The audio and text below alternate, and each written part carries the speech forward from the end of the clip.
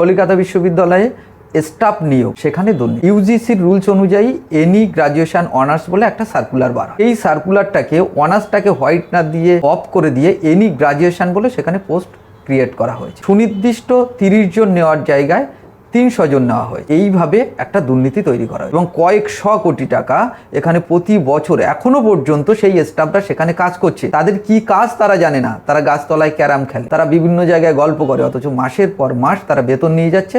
সরকারকে বহুবার আমরা লিখিতভাবে জানিয়েছি, প্রতিটা সেন্ট্রাল গভর্নমেন্ট, স্টেট গভর্নমেন্ট সবাইকে আমরা প্রতিবাদের চিঠি জানিয়েছি, এদের বিরুদ্ধে কোনো অ্যাকশান নিতে বলেছি, এরা কোনো কিছু করেনি।